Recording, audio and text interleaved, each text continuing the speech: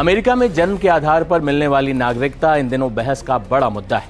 America के राष्ट्रपति Donald Trump ने रूढ़िवादी लेखक और रेडियो होस्ट माइकल सैवेज का जन्मसिद्ध नागरिकता के बारे में एक विवादित टेक्स्ट साझा किया है। इसमें सैवेज ने दावा किया कि मौजूदा कानून प्रवासियों को अपनी गर्भावस्था के 9वें महीने में अमेरिका पहुंचकर स्थानीय कानूनों का फायदा उठाने की अनुमति देता है। ट्रंप ने जो पोस्ट शेयर की है उसमें माइकल सैवेज ने जो लिखा है, खासकर भारत के बारे में लिखा है, वो बेहद आपत्तिजनक है। इस टेक्स्ट में लिखा गया है, यहाँ एक बच्चा तुरंत नागरिक बन जाता है और फिर वे पूरे परिवार को चीन या भारत या दुनिया की किसी और नरक से ले आते हैं। ये देखने के लिए आपको ज्यादा दूर जाने की जरूरत नहीं है। यहाँ अब इंग्लिश नहीं बोली जाती। आज की छोटी छोटी चर्चा उन दलीलों के बारे में होगी जो मैंने अभी सुप्रीम कोर्ट में बर्थ राइट सिटीजनशिप के बारे में सुनी। दलीलें सुनकर मुझे थोड़ा गुस्सा आया, क्योंकि जो कुछ भी कहा गया वो कानूनी बातें थी। प्रवासियों की वजह से अमेरिका के लोगों को नौकरी पाने में मुश्किलें आती हैं। उनका मानना है कि प्रवासी लोग अमेरिकियों का अधिकार छीन रहे हैं। आज आने वाले इमिग्रेंट क्लास में इस देश के लिए लगभग कोई वफादारी नहीं है, जो पहले भी कभी नहीं थी।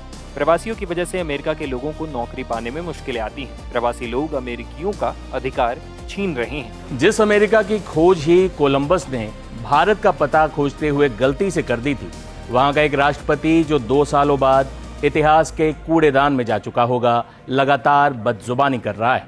उस भारत को नर्क कह रहा है जिसने स्वर्ग का कॉन्सेप्ट ही दुनिया को दिया था। द ग्रेट अमेरिकन ड्रीम हिंदुस्तानियों के खून पसीने से गढ़ा गया है। लेकिन डोनाल्ड ट्रंप लगातार भारत के खिलाफ बयानबाजी कर रहे हैं। कभी सिटीजनशिप पर तो कभी H1 वीज़ा पर विवादित बयान, कभी ऑपरेशन सिंदूर रुकवाने का क्रेडिट लेना। जिस आदमी का बेस्ट फ्रेंड पाकिस्तान का एक सनकी आर्मी चीफ मुल्ला मुनीर हो, ऐसे शख्स के इंटेलिजेंस का अंदाज़ा आप सहज ही लगा सकते हैं। अमेरिका में ट्रंप के आलोचकों और ट्रंप की वजह से शर्मिंदा लोगों की बड़ी फौज है। ट्रंप के खिलाफ अमेरिका में आए दिन रैलियां हो रही हैं। एप्स्टीन फाइल्स में नाम आने के बाद से ट्रंप लगातार ध्यान भटकाने की कोशिशों में हैं। जिस शख्स की नैतिकता पाताल की गहराइयों से नीचे जा चुकी हो, वो भारत को सर्टिफिकेट जारी करे, ये एक आत्मसम्मान रखने वाला कोई भी भारतीय बर्दाश्त नहीं करेगा। लिहाजा ट्रंप के बयान की भारत के राजनीतिक हलकों में तीखी आलोचना शुरू हो चुकी है। ट्रंप से पहले परिचय का किस्सा बताता हूँ। WWE में एक बार स्टोन कोल्ड ने डोनाल्ड ट्रंप को उठाकर पटक दिया था।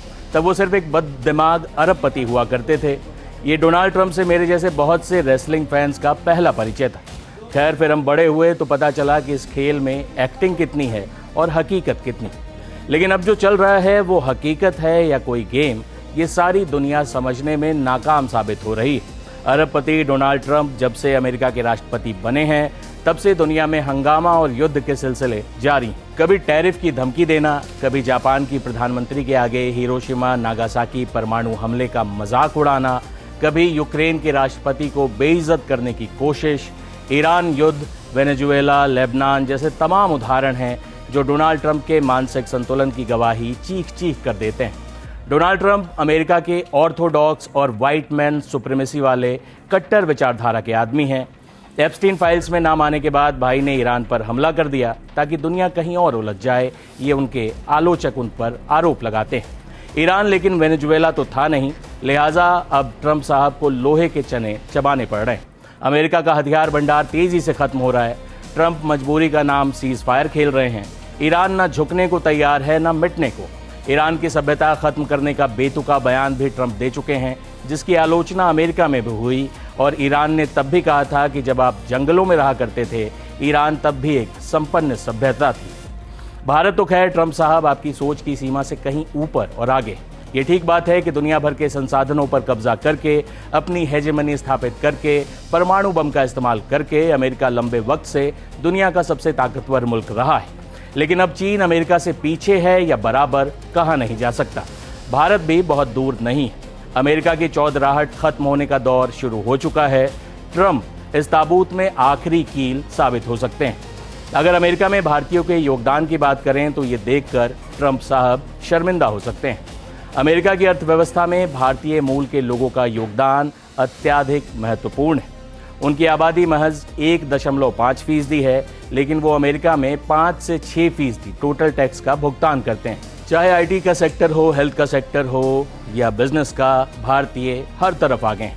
फॉर्च्यून 500 कंपनियों में 16 CEO भारतीय मूल के हैं। स्टार्टअप्स में भी वो महत्वपूर्ण भूमिका निभा रहे हैं। ऐसे में डोनाल्ड ट्रंप के इस बयान पर विपक्ष जहां जमकर ट्रंप की खबर ले रहा है, वहीं विदेश मंत्रालय ने इस पर क्या प्रतिक्रिया दी, देखिए। In regard to your second question, we have seen some reports.